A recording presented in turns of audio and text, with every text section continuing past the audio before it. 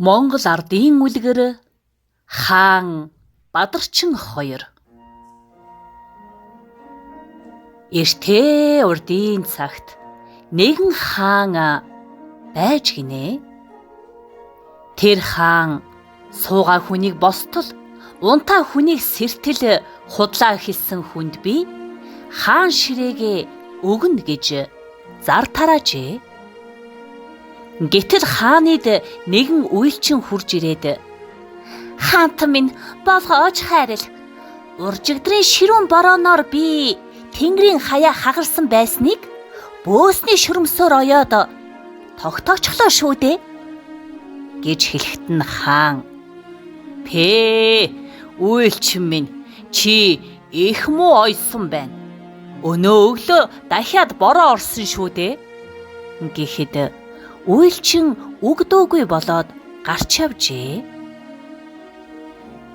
Үйлчинтэй зөрөөд нэг адуучин хаанид орж ирээд "За хаантан минь, талигаач аавд минь Тэнгэрийн одыг суг татдаг суртай шилбүр байсан юм шүү дээ" гэж хэлэхэд хаан "Хээ адуучаан, гүй тэр шилбүр чинь юу ч биш.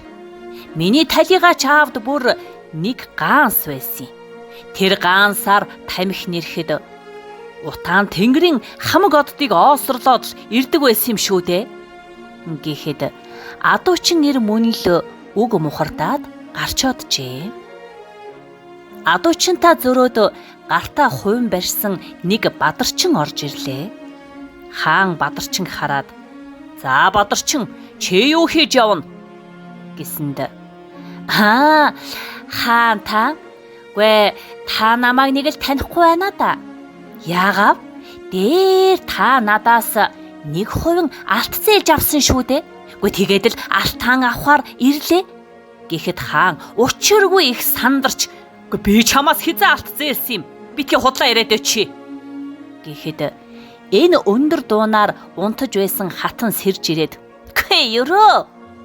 Очиж хаантандаа худлаа хэлж хаанаасаа алт нэхнэ гинэ чи. Яасан задарсан талхив. Жанч зод энийг" гэж хашгирахад Бадарчин "За би худлаа хэлсэн бол одоо хаантан та надад хаан ширээгээ өг" гэхэд хаан гинтхэн сая ухаан орж саналаа. Тийм.